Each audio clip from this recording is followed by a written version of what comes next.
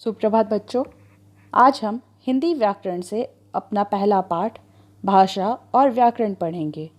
बच्चों, सबसे पहले यह जानना चाहेंगे कि भाषा होती क्या है, भाषा के कितने रूप हैं, भाषा को पढ़ने की आवश्यकता क्या है, व्याकरण किसे कहते हैं और व्याकरण को कितने भागों में विभक्त किया गया है।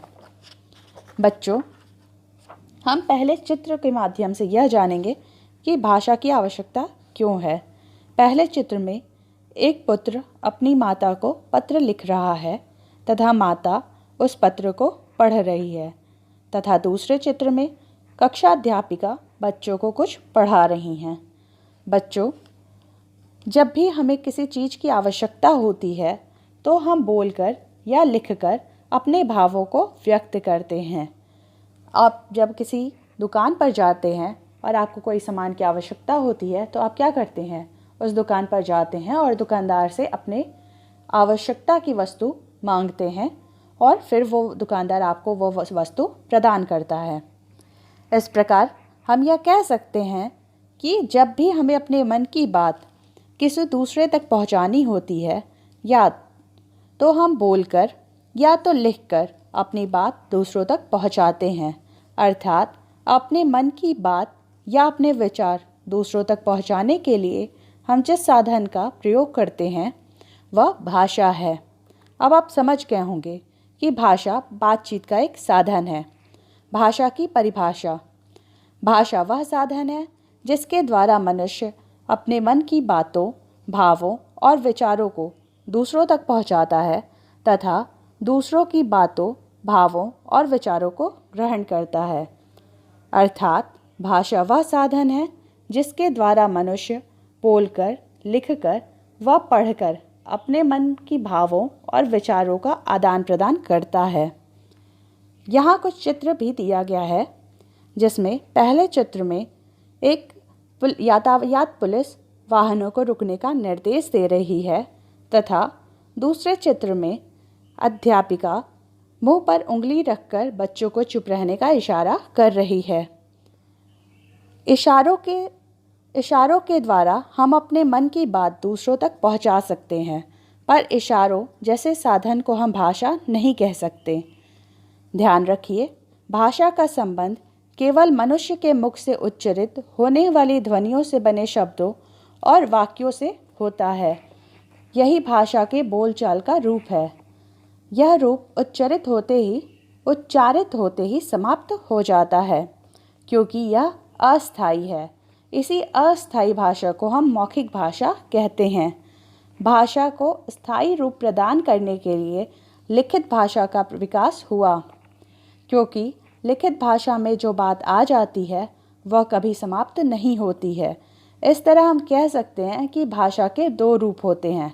पहला बोलचाल की भाषा यानी बोलचाल का रूप मौखिक भाषा, और दूसरा लिखित भाषा, मौखिक भाषा। जिस भाषा के बोलचाल का रूप है मौखिक भाषा के द्वारा हम क्या करते हैं बच्चों, अपने शब्दों को, अपने भावों को बोलकर व्यक्त करते हैं। यह भाषा बोलचाल का रूप है। भाषा का यही रूप प्रमुख और पुराना है, यानी यह सबसे पुराना साधन है जिसके द्वारा हम लोग सबसे पहले क्या सीखे हैं, बोलना मनुष्य सीखता है कि यह सबसे पुराना रूप है। जिस दिन मनुष्य ने जन्म लिया होगा उसी दिन से बोलना शुरू कर दिया होगा, परंतु भाषा के इस रूप की कमी यह है कि यह उच्चारित होते ही समाप्त हो जाती है। वक्ता श्रोता आमने सामने है तब तक तो बात की जा सकती है, पर श्रोता कहीं दूर है तब हम बोलकर अपनी बात श्रोता तक नहीं पहुंचा सकते हैं। मौखिक भाषा का आधार मनुष्य के मुख से उच्चारित होने वाली ध्वनियाँ होती हैं, क्योंकि इन्हीं ध्वनियों के मेल से शब्द बनते हैं और शब्दों से वाक्य। अगर हम लोग मौखिक भाषा को परिभाषा के रूप में अगर व्यक्त करें तो उसकी परिभाषा कुछ इस प्रकार होगी कि मौखिक भाषा द्वारा अपने मनोभावों को बोलकर प्रकट करने का साधन है। मौखिक भाषा से हम लोग क्या कर सकते हैं, अपने मनोभावों को, अपने मन में चलने वाले विचारों को प्रकट कर सकते हैं। जैसे आम बातचीत, भाषण, और वाद विवाद में वक्ता अपने विचारों को बोलकर प्रकट करता है। जैसे अभी यहाँ पे एक चित्र दिया गया है जिसमें नेताजी भाषण दे रहे हैं तथा दूसरे चित्र में दो मित्र दूरभाष यंत्र पर आपस में बातचीत कर रहे हैं। ये दोनों चित्र क्या दर्शा रहे हैं कि बातचीत के द्वारा अपने मनोभावों को व्यक्त किया जा सकता है। दूसरा आता है लिखित भाषा।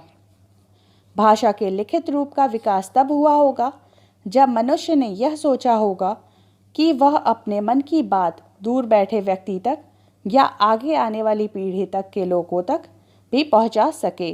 इस कार्य के लिए मौखिक भाषा की ध्वनियों के लिए तरह तरह की आकृति वाले लिखित चिन्ह बनाए गए होंगे।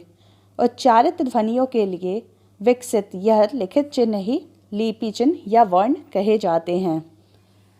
अर्थात भाषा के लिखित रूप में लिखकर या पढ़कर अपने विचारों का आदान प्रदान किया जाना भाषा का लिखित रूप कहलाता है।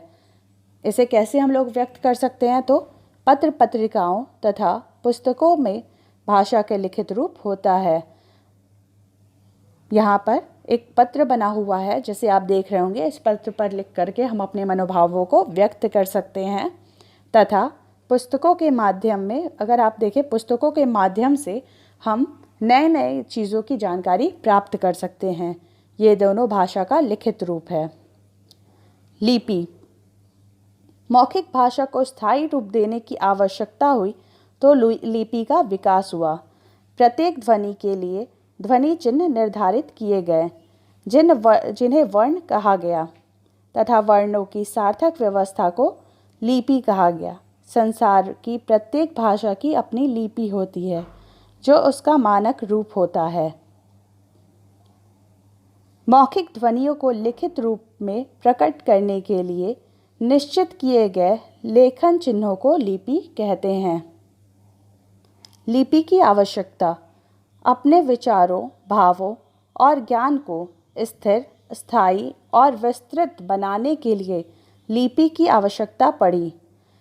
लिखित भाषा द्वारा ही ज्ञान के भंडार को अगली पीढ़ी तक पहुंचाया जा सकता है। लिपि। विभिन्न भाषाएं और उनकी लिपियां। भाषा, लिपि। हिंदी भाषा, मराठी भाषा, संस्कृत भाषा, इन तीनों भाषाओं की लिपि क्या है? देवनागरी लिपि। नेपाली भाषा, देवनागरी लिपि। गुजराती भाषा, मूल ब्राह्मणी का परिवर्तित रूप। पंजाबी भाषा, गुरुमुखी। अरबी और उर्दू, फारसी लिपि। व्याकरण। भाषा के शुद्ध रूप का प्रयोग को जानने के लिए हमें कुछ नियमों की आवश्यकता होती है। ये सभी नियम हमें व्याकरण द्वारा ज्ञात होते हैं। कर्ता, कर्म, क्रिया, लिंग, कारक आदि सभी का निश्चित नियम हमें ज्ञात होता है। व्याकरण हमें भाषा के शुद्ध रूप का ज्ञान कराता है। इस प्रकार हम कह सकते हैं कि भाषा के समस्त नियमों का अध्ययन जिस शास्त्र के अंतर्गत किया जाता है वह व्याकरण है। व्याकरण के अंग अथवा विभाग। व्याकरण के अध्ययन के 4 स्तंभ का किया जाता है। व्याकरण का अध्ययन 4 स्तरों पर किया जाता है। व्याकरण पहला होता है वर्ण विचार, दूसरा शब्द विचार, तीसरा पद विचार, चौथा वाक्य विचार। बच्चों, इस पाठ से हमने क्या सीखा, आइए हम संक्षिप्त में जानते हैं। भाषा वह साधन है जिसके द्वारा मनुष्य अपने मन की बातों को दूसरों तक पहुंचाता है तथा दूसरों के मन की बातों को ग्रहण करता है। दूसरा, भाषा के द्वारा हम अपने मन के भावों को व्यक्त करते हैं। भाषा के 2 रूप होते हैं, पहला मौखिक भाषा, दूसरा लिखित भाषा। मौखिक भाषा का आधार मनुष्य के मुख से उच्चारित ध्वनियाँ होती हैं। उच्चारित ध्वनियों के लिए बनाए गए लिखित चिन्ह को लिपि चिन्ह या वर्ण कहते हैं। वर्णों की व्यवस्था तथा उनके लिखने के ढंग को ही लिपि कहते हैं। व्याकरण वह शास्त्र है जिसके अंतर्गत भाषा के नियमों का अध्ययन किया जाता है। व्याकरण यह बताता है कि भाषा का कौन सा रूप शुद्ध है और कौन सा अशुद्ध। व्याकरण के 4 अंग होते हैं। पहला वर्ण विचार, दूसरा शब्द विचार, तीसरा पद विचार और चौथा वाक्य विचार। बच्चों, पाठ के अंतर्गत यहाँ कुछ प्रश्न पूछे गए हैं जिनका उत्तर आप स्वयं करेंगे। ठीक है बच्चों, सभी प्रश्नों के उत्तर आपको पाठ में मिल जाएंगे। एक बार पाठ को आप ध्यान से पढ़ लीजिए। धन्यवाद। आपका दिन मंगलमय हो।